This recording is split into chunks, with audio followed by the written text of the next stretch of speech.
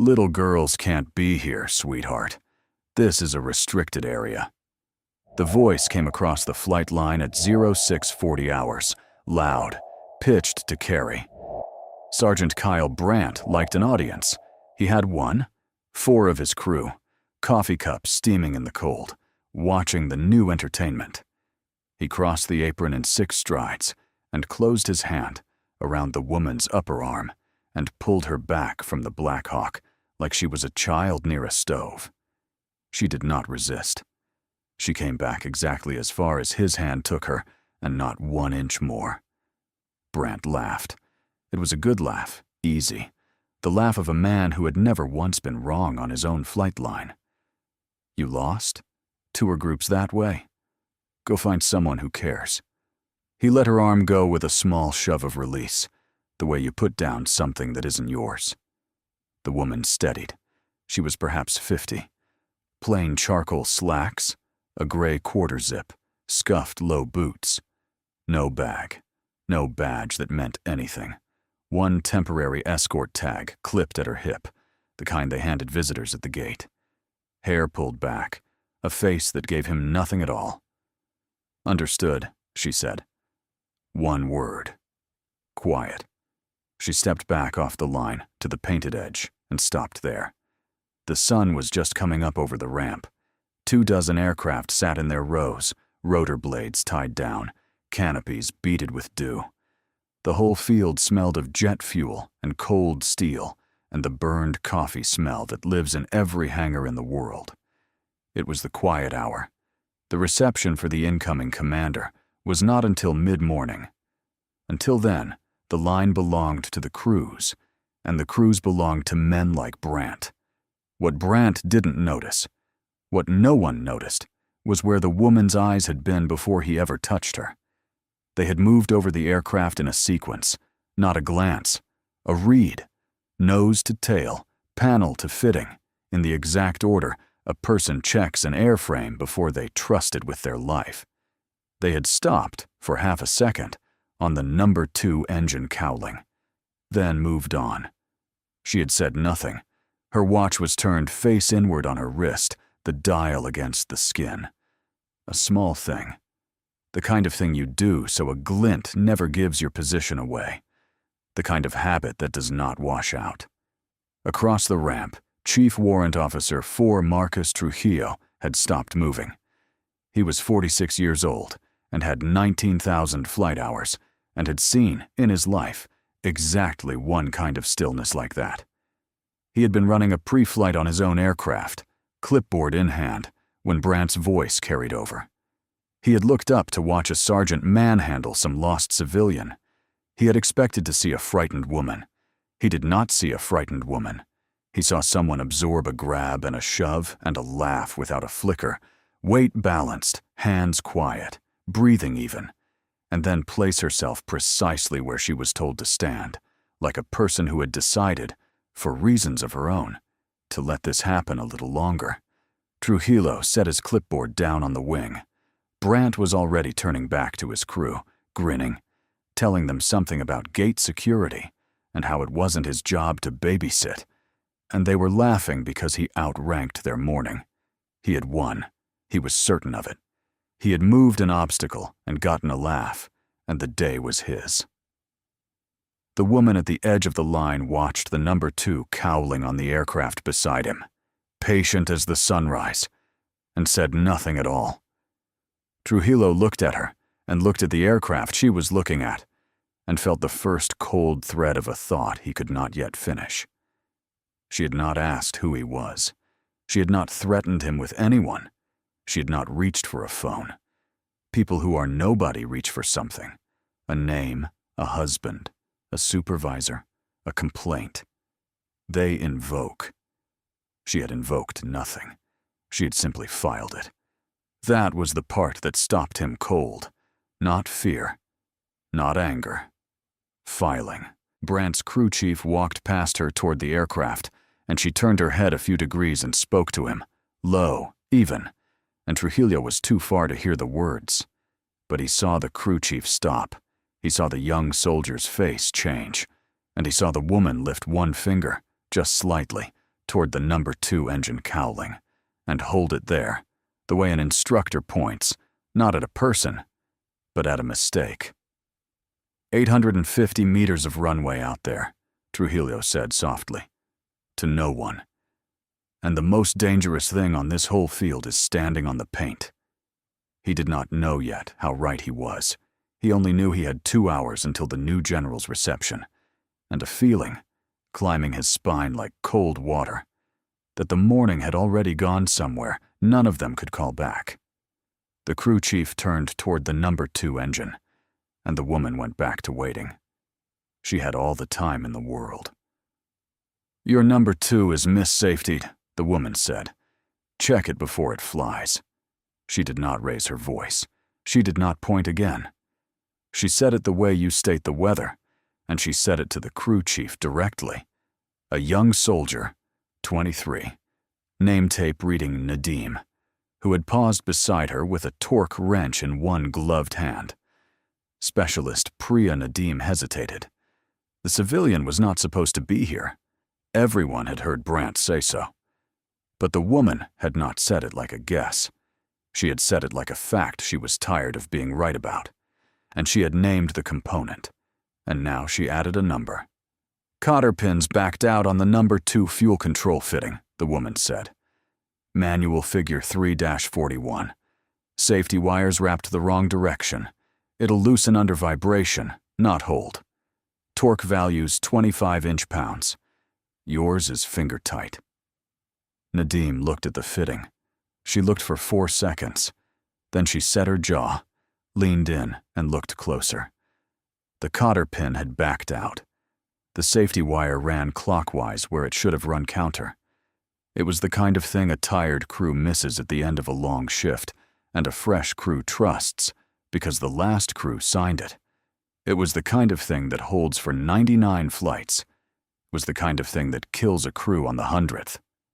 Sergeant Brandt, Nadim called, and her voice came out higher than she meant it to. You need to see this. Brandt came over with his coffee, and his grin, and the slow walk of a man granting a favor. He glanced at the fitting. He glanced at the woman. He did the math that protected him instead of the math that was true. That's within tolerance, he said. It is not, the woman said. And who are you exactly? Brandt smiled around the rim of his cup. Because last I checked, a lost contractor doesn't get to Red X my aircraft. You don't touch it. You don't talk about it. You stand on the paint and you wait for someone to come walk you back to the gate. The woman's eyes moved over him once, the same sequence she had used on the aircraft. Nose to tail. Reading. Her weight stayed balanced. Her hands stayed quiet. She absorbed the whole performance the way the painted concrete absorbs the sun, taking everything, giving back nothing. It's your aircraft, she said. It's your signature in the book. I'd check it. That was all.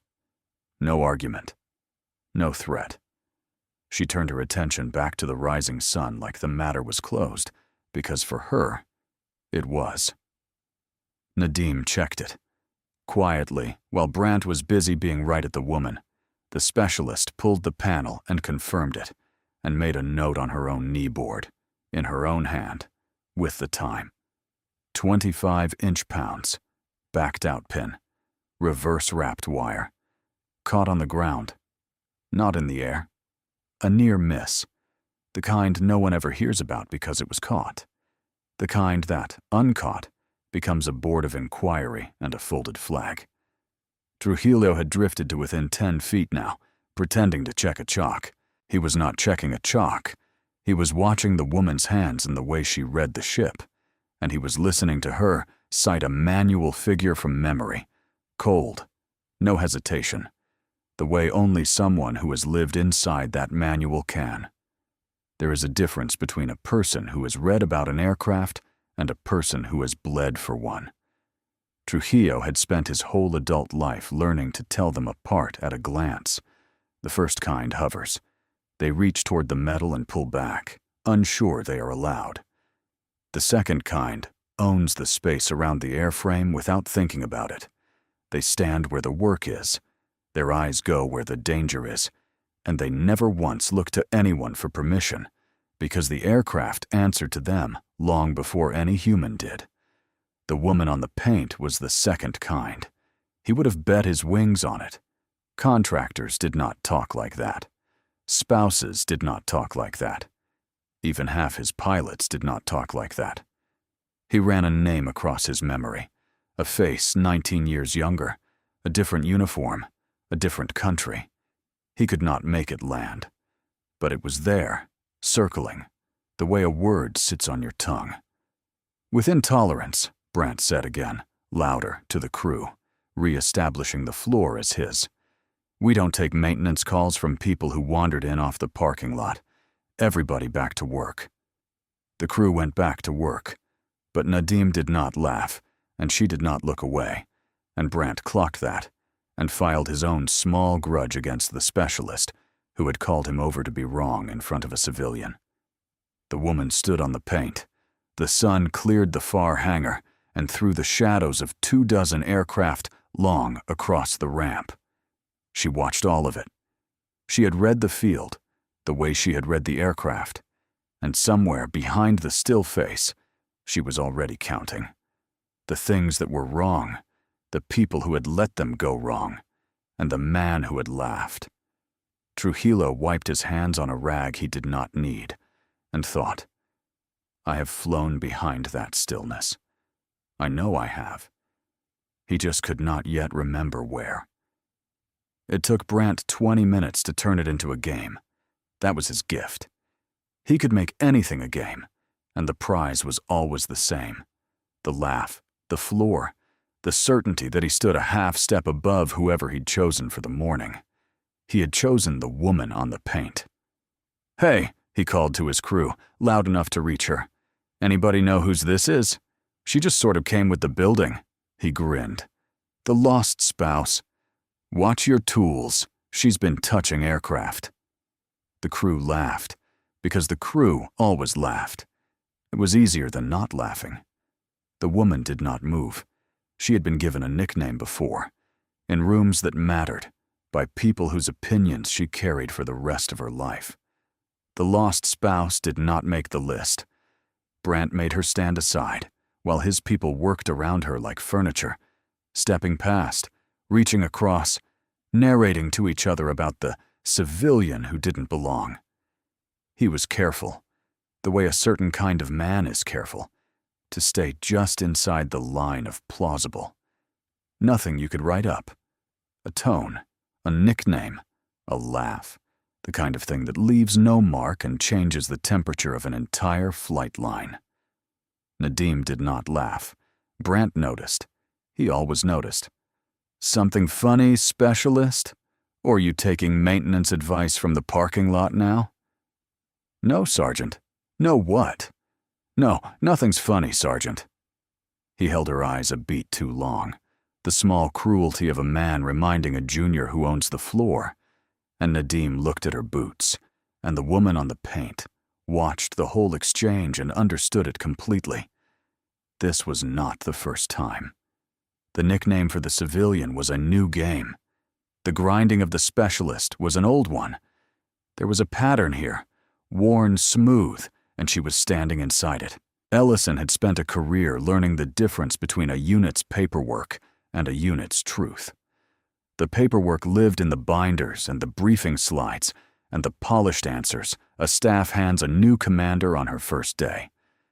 The truth lived here, at 0640 hours, on a cold ramp, when no one with rank was supposed to be watching, in how a sergeant treated the people who could not fight back. She had flown in a day early for exactly this, not to be received, to see. And in 90 minutes, she had learned more about her new brigade than 3 weeks of briefings would ever have told her. She had learned that her flight line had a man who ran it by fear. She had learned that the fear had a cost, measured in good soldiers, who transferred out and stopped trusting their own eyes.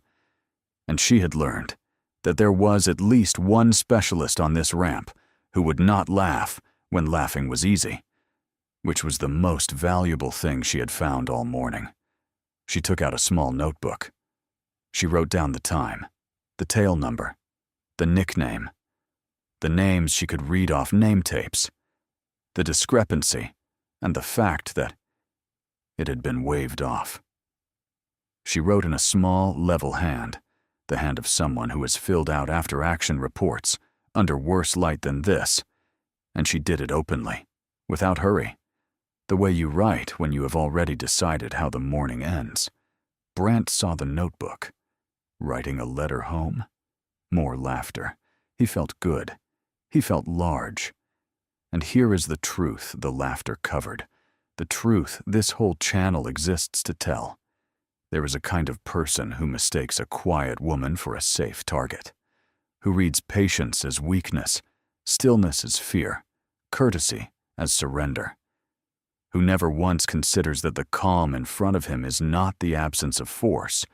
It is force under perfect control, waiting for a reason. If you have ever been underestimated by someone who confused your patience for permission, if you have ever been written off by a person who had no idea who they were talking to, then you already know how this story has to end, and you are going to want to see it land. Take 1 second right now and subscribe to Honor Tales, because what happens to Sergeant Brandt in the next 90 minutes is exactly why you came. The woman closed the notebook. She slid it into her pocket. She looked at the convoy gate in the distance, where, in 90 minutes, a column of vehicles would arrive carrying the people who had flown in to receive their new commanding general. She knew the schedule better than Brandt did. She had written it. Brandt mistook her stillness for a verdict in his favor. He had won the morning, he thought. He had moved the obstacle, gotten the laughs, put the specialist back in her place. He turned to his crew with the easy authority of a man who believed the day was his to spend. He felt untouchable. He had no idea he was standing in the last hour of the life he knew. By 0800, Brandt had decided words were not enough. He wanted her gone. The reception was getting close. Vehicles, brass, the whole circus. A civilian standing on his flight line, scribbling in a notebook, was the kind of loose thread that could snag on a senior officer's eye, and somehow, Brandt had seen it happen, become his problem. Better to clip it now. He keyed the radio. Flight line security, this is Sergeant Brandt on the south ramp. Got an unescorted civilian down here touching aircraft. Female, 50s. 1 visitor tag, no escort. Been interfering with maintenance. Request she be removed before the reception. He embellished. Touching aircraft became tampering. Standing on the paint became refusing instructions. By the time he released the key, the woman he described was halfway to a security incident. She heard all of it. She did not react. Security arrived in a pickup 4 minutes later. A young soldier, Ernest, doing the job by the book. He asked for her identification. She gave him the temporary tag and a name he did not recognize, and a unit he could not verify on the field roster, because she wasn't on the field roster, because the field roster had not been updated for an officer who did not in process until tomorrow. On paper, in that moment, she looked exactly like what Brandt had called in. A discrepancy, an anomaly, a problem to be walked to the gate. "Ma'am, I'm going to need you to wait off the line," the security soldier said. "We'll get this sorted." "Understood," she said. She answered his procedural questions exactly right. Where she'd entered, who'd issued the tag, the time, the gate. Precise. Clipped. No wasted words. The security soldier wrote it down and did not realize that the woman was answering faster and cleaner than he was asking, that she knew his own procedures better than he did, that the only reason any of this worked was that she was allowing it to.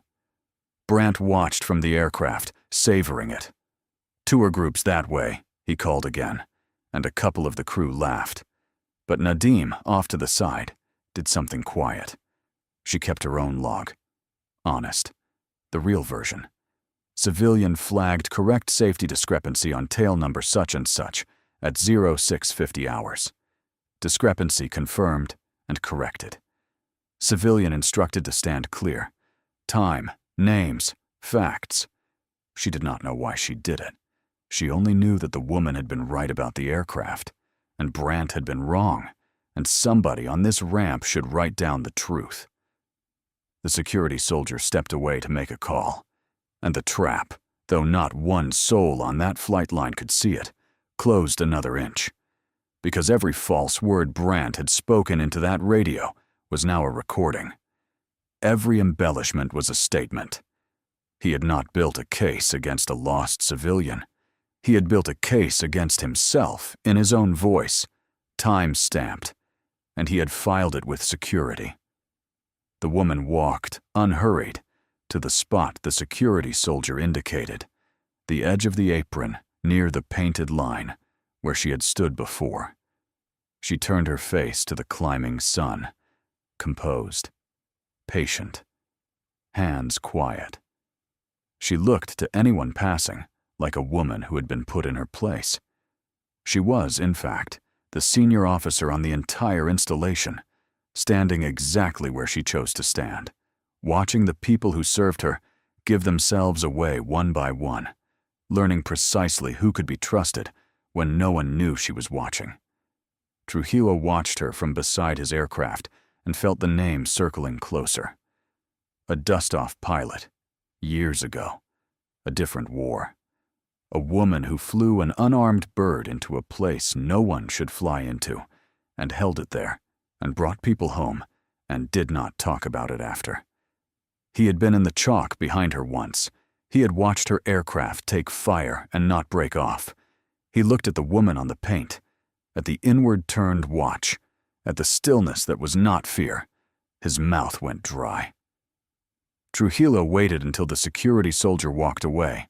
Then he crossed the apron, slow, casual, a chief warrant officer checking on his line. He stopped a respectful distance from the woman and pretended to study the horizon with her. "Long time," he said quietly, "since I've seen anybody read an airframe like that." The woman did not turn her head. "It's a good airframe. It deserves a better crew chief." "It does." A pause. He lowered his voice further until it was almost lost in the idle of a distant auxiliary power unit. 2007. I flew Chalk 2 behind a dust-off bird that went into a hot zone everybody else held off. Pilot took rounds through the airframe and stayed on the ground until the last casualty was loaded. I never forgot the way she flew. I never forgot the call when she came off. Calm, like she was reading a checklist. Now the woman turned her head, looked at him, gave him almost nothing, and in the almost nothing, gave him everything. "You were Chalk 2, she said. It was not a question. It was a small gift, offered to a man who had earned it 19 years ago and never collected. Trujillo's breath went out of him slow. He had his answer. He had it. And it was bigger than the morning, bigger than the flight line, bigger than the small, ugly thing Brandt had been doing for the last hour and a half. "Ma'am," he said. The word came out rough. "Does anybody on this field know who you are?" "One man, now," she said, and went back to the sun. Trujillo turned and walked, with purpose, to where Brandt was leaning against the aircraft. Brandt. Low. Just for him. "Whatever you think is happening here, walk away from it. Right now. Apologize to that woman and walk away." Brandt grinned. "She get to you too, Chief? The lost spouse? I'm telling you as a favor you don't deserve. Stop talking." "Relax." Brandt waved his coffee. "Soon as security walks her out, this is over." Brandt drained his coffee and went back to his crew, and Trujillo stood there with the favor he had offered, lying unwanted in the cold air between them. He had done what he could. He had given the man a door, and the man had laughed at the door. And there is only so much you can do for someone determined to walk off a cliff to keep an audience. Trujillo looked at him a long moment. The long look you give a man standing on a mine who will not hold still. And then he glanced at his watch and felt the cold water rise to his throat. The reception was in 90 minutes. The incoming general had not been seen on the installation. No staged arrival. No advance party fuss.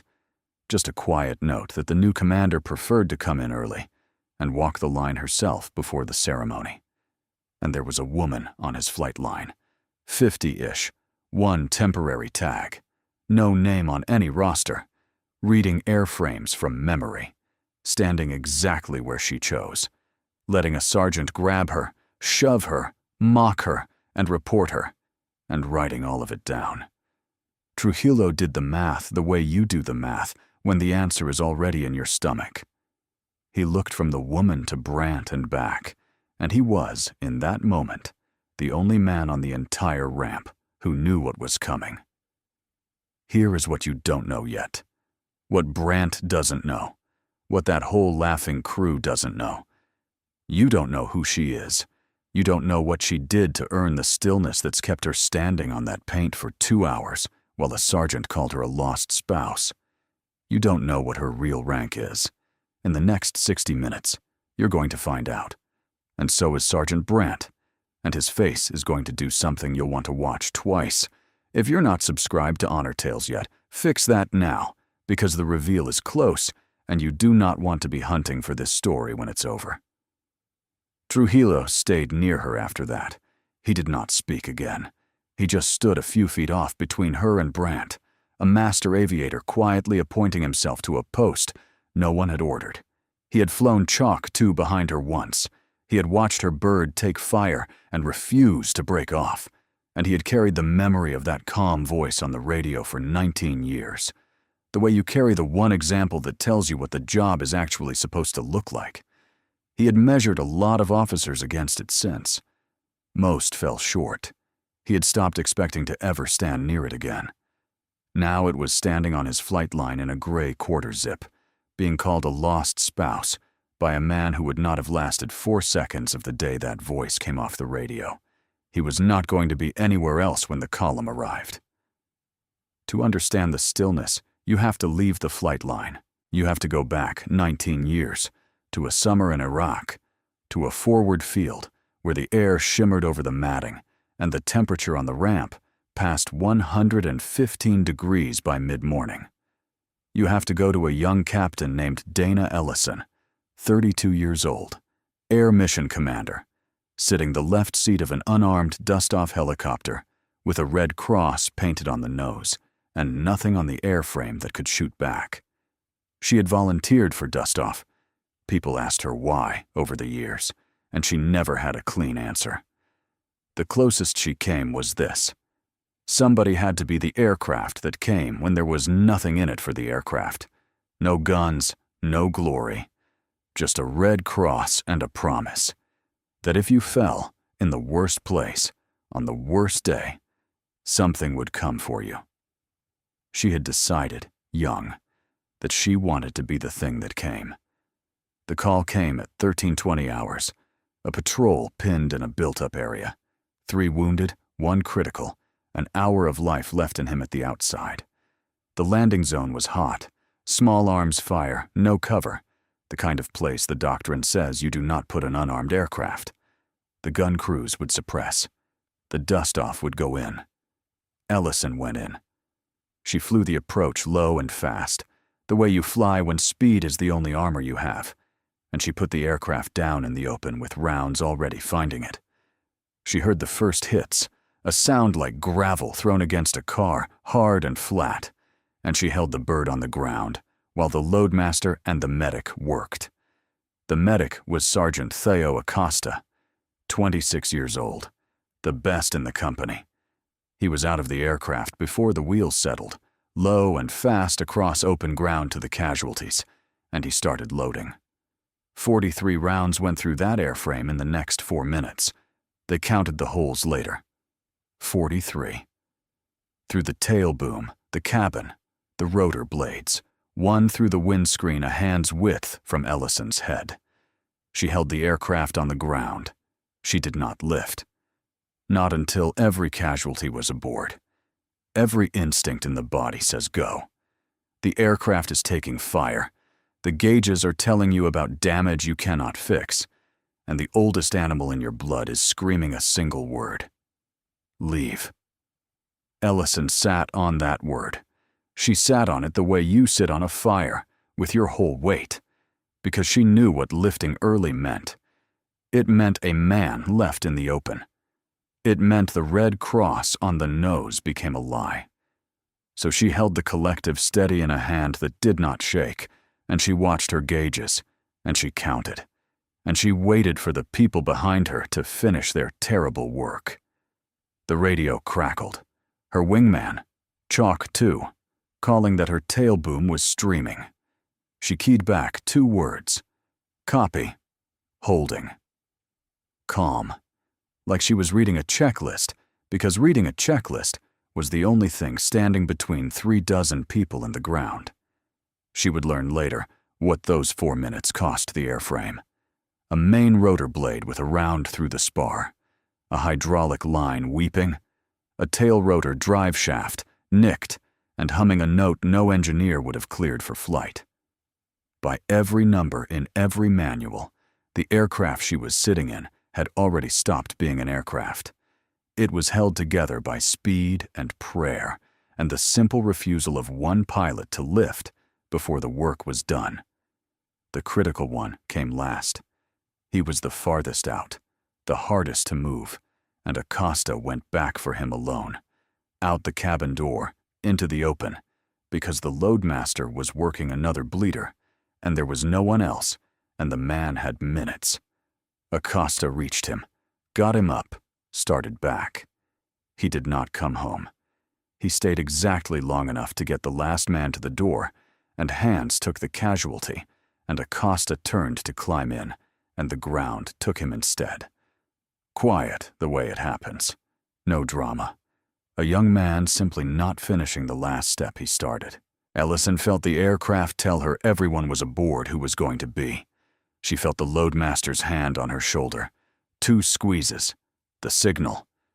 She lifted into the fire with a torn airframe and a cabin full of the living and 1 empty seat that would never not be empty. She flew them home, calm, reading the instruments like a checklist, because that is the only way you fly a dying aircraft full of dying men. 1 number at a time, the next, right thing, then the next, while everything in you screams. She set it down at the field hospital, and the 3 wounded lived, all of them, because of 4 minutes on the ground, and 43 holes, and a medic who did not finish his last step. They gave her the Distinguished Flying Cross with Valor for that day. They gave her the Purple Heart for the round that had grazed her, flying the last casualty out. She accepted both standing straight and said almost nothing, and she has worn the day ever since, under the stillness, the way you wear a stone sewn into the lining of a coat. She learned that afternoon what calm is for. It is not the absence of fear. It is what you build on top of the fear so that the people behind you get to go home.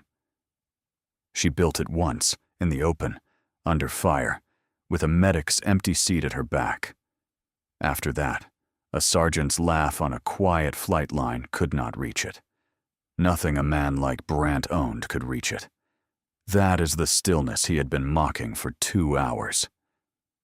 Now come back to the ramp, to the climbing sun, to the woman on the paint with the inward-turned watch. Come back knowing what she is made of, and watch what happens when a man who has never once been under fire decides, with the column already turning toward the gate, to put his hands on her one more time. The vehicles appeared at the gate at 0950 hours. A column, dark and clean, turning onto the access road that led to the south ramp. Brandt saw them, and something about the timing made him want the woman gone now, this instant, before the brass could see a loose civilian cluttering his line. "All right, that's enough," he said, crossing to her. "You're done. Move." "Security asked me to wait here," Ellison said. "I'm telling you to move." He put his hand flat on her shoulder and shoved, hard, a real shove, meant to turn her toward the gate and put her in motion, in front of Nadim and two of the crew and Trujillo and the climbing morning sun. Several things happened at once. Nadim stepped in, actually stepped toward them, hand coming up. "Sergeant!" Trujillo's voice cracked across the apron like a rotor stall. Brandt. And Ellison, shoved, did not stumble the way a 50-year-old civilian stumbles. She moved with it and absorbed it, and came back to balance in a way that took a precise economy of motion. No waste, no flail. Weight already returning to center before Brandt's hand had finished its arc. Like water taking a thrown stone. The stone goes in, the water closes over it, and is exactly as it was. She turned and looked at him, and for the first time in 2 hours, Dana Ellison smiled. It was not a warm smile. It was the smile of a person who has just been handed, freely and on camera, the one thing she had been patient enough to wait for.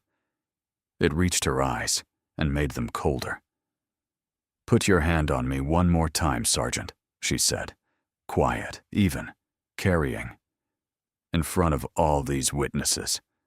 Brandt's grin flickered. Just a flicker. Something in the smile he'd been given did not fit anything in his experience, and the animal part of his brain registered it a full second before the rest of him did. The way you feel a step that isn't there in the dark. He covered the flicker the only way he knew. He doubled down. For the crew. For the floor.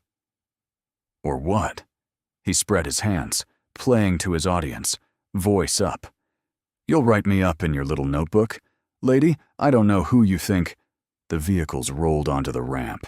They came in a clean line and stopped in a clean line, and the doors opened, and men in service uniforms stepped out with the unhurried precision of people who arrive exactly on time because the whole world arranges itself around them. The flight line went quiet. Not ordered quiet. Not yet. The quiet that runs ahead of an order. The quiet of 36 soldiers all turning to look at the same thing at the same moment. The quiet of a crew realizing, one face at a time, that the morning has just changed owners. Brandt was still talking. He was the last one talking. His voice ran on for another half sentence into the silence before he heard himself, alone, and stopped. He did not understand yet why everyone had stopped moving. He looked at his crew. They were not looking at him. They were looking past him, at the column, at the officers, and then, every one of them, at the woman standing on the paint beside him. The grin was still on his face. Stuck there. A grin with nothing behind it now, hanging on out of pure muscle memory. Because the brain that had been wearing it had not yet been told the news. He would be told in about 10 seconds. He would remember those 10 seconds for the rest of his life. Command Sergeant Major Earl Hutchins came off the lead vehicle first, the way the senior enlisted always do, and his eyes swept the ramp once and found the woman on the paint, and his spine straightened by a degree that the whole flight line felt. "Attention to orders!" The voice hit the ramp like a thunderclap. It was a voice built across 30 years to reach the back of a parade field, and it reached every corner of the south ramp and every soul on it. And the response was instant and total. 36 soldiers snapped to attention. Boots, spines, chins. The crew around the aircraft. The security soldier returning from his call. Nadim, who came to attention with her honest log still in her hand.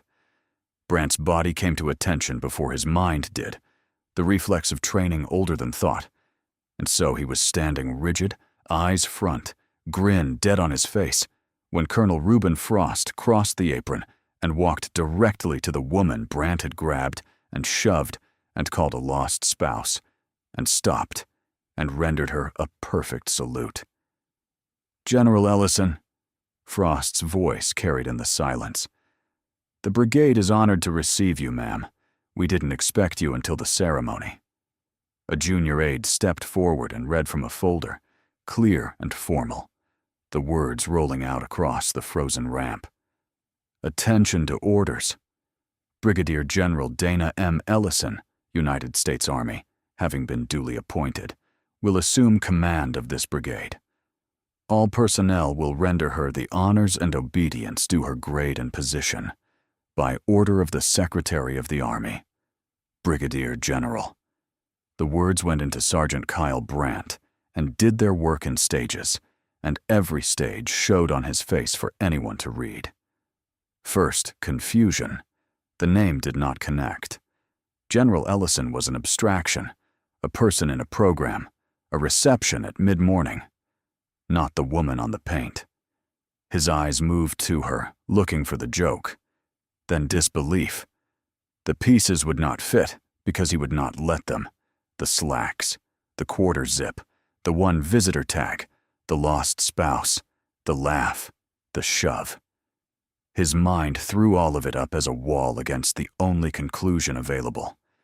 Then recognition, breaking through the wall whether he allowed it or not.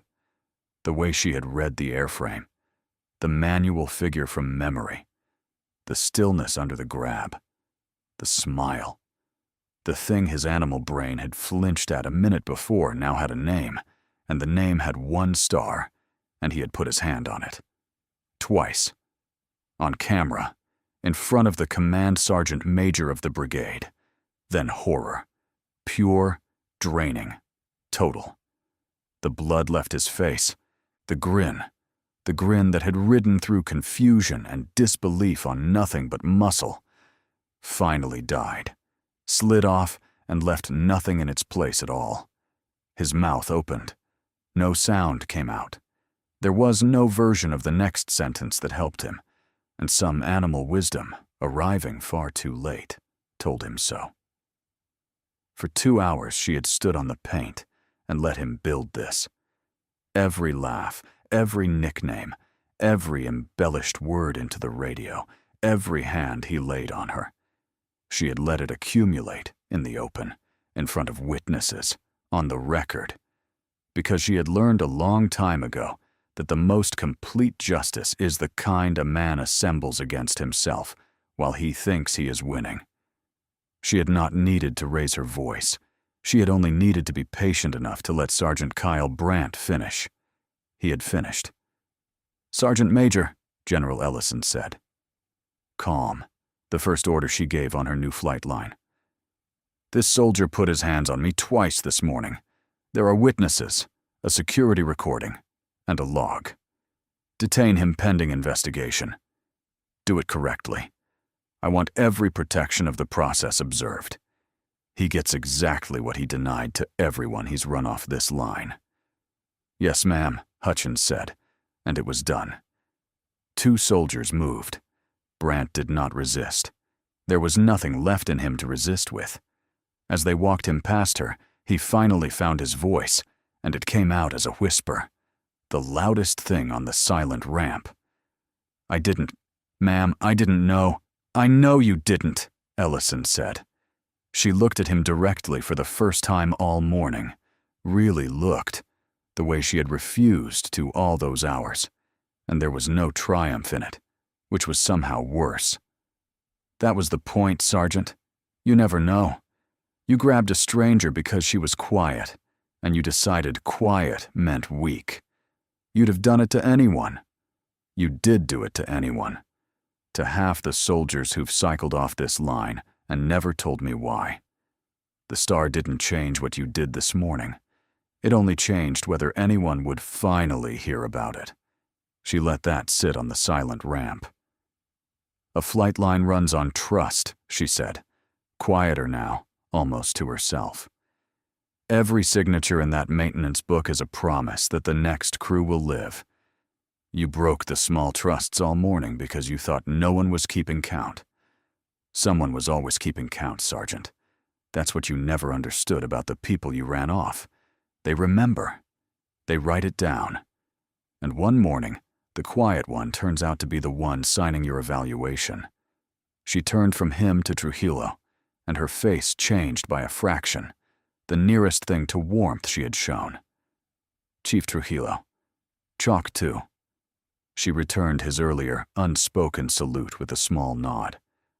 Good to fly with you again. Trujillo's jaw worked. Welcome to the brigade, General. The investigation did not take long, because Brandt had done most of the work himself. The formal Army investigation found what the morning had recorded: assault on a senior officer, twice, witnessed on camera. A false official report, in his own voice, time-stamped on the security net. And, once investigators started pulling threads, the thing the morning had hinted at: a pattern. Junior soldiers who had transferred out of his section and never said why. A specialist who had requested reassignment twice. Nadim's honest log, and then others like it, surfacing now that someone with 1 star had made it safe to write the truth down. Brandt was relieved of his duties, flagged, and referred to a court-martial. Not for the grab alone, for the years of small cruelties the grab had finally dragged into the light. The flight line he had ruled for 3 years emptied of him in a single afternoon, and the crews who had laughed because laughing was easier found, to their own surprise, that the air on the ramp was easier to breathe without him. General Ellison did one more thing before the week was out. She sent for specialist Priya Nadim. Nadim came to the office braced for trouble, the way you brace when a general sends for a specialist. Ellison had the honest log on the desk in front of her, and the maintenance record from the first morning. The backed-out cotter pin, the reverse-wrapped wire, the catch. You confirmed a safety discrepancy a sergeant waved off, Ellison said. You wrote the truth down when the truth wasn't popular. And you did it before you had any idea who I was, which is the only time it counts. She slid a packet across the desk. Warrant Officer Flight Program. You've got the eye for it. I've seen it. I'm endorsing your application personally. The Army needs people who catch the thing on the ground instead of finding it in the wreckage. Nadim looked at the packet for a long moment, the way the woman had looked at the fitting that first morning, like she was checking it was real. Ma'am, she said carefully, I almost didn't write it down. I want to be honest about that. It would have been easier not to. I know. Ellison's expression did not change, but something behind it warmed by a degree. It's always easier not to. That's why it counts. The aircraft doesn't care whether the truth was convenient when somebody wrote it in the book. It only cares whether somebody wrote it. She tapped the packet once. Keep being the person who writes it. That's the whole job. Yes, ma'am, she managed. And here, at the end, is the thing worth carrying out of this story. The morning did not turn because a general pulled rank. It turned because a quiet woman let a loud man show everyone exactly who he was, and because a young specialist wrote down the truth when it cost her something, and because a chief warrant officer remembered what real courage flew like and refused to leave her side. If that lands for you, if you have ever been the quiet one a Brandt decided to test, or the junior one who wrote down the truth when it would have been easier to laugh, then take a second and subscribe to Honor Tales, and leave a comment with the moment that got you. Everyone gets read. Dusk came to the flight line. General Ellison walked it alone, the way she had that first morning, except now the field knew her, and the field stood differently because of it. She stopped at a parked aircraft and put her hand flat on the cool skin of the airframe, near the tail number, and stood there a while in the falling light. She was thinking, as she always did at the end of a hard day, of a medic who did not finish his last step, and of 43 holes, and of the empty seat she still flew with. Her phone lit in her pocket. She looked at it. The message was short. No name attached, just a routing string she recognized, and a single coded greeting she had not seen in 11 years, the kind 2 people agree on once, so that, decades later, one word can mean, I am alive and I need you. Below it, a call sign. One she had carried to a memorial service, one she had grieved, one that was not supposed to exist anymore. and a place. A city, across an ocean, in a theater she knew too well. Ellison stood very still on the darkening flight line, her hand still on the airframe, and read it twice. The stillness that Brandt had mistaken for weakness settled over her again. Not the absence of feeling, but the discipline laid carefully on top of it. Then she put the phone away and looked east, toward the ocean and the city, and the name that had come back from the dead. The brigade behind her would be in good hands by morning, but some debts do not stay buried, and some people, once you have decided to be the thing that comes for them, you keep coming for. Across an ocean, across years, across a grave you thought you had stood beside. She looked a long moment at the darkening sky and began, quietly, to plan. Every soldier carries a story that few ever hear. Listen with your heart. Thank you for staying and watching. Subscribe to Honor Tales for more.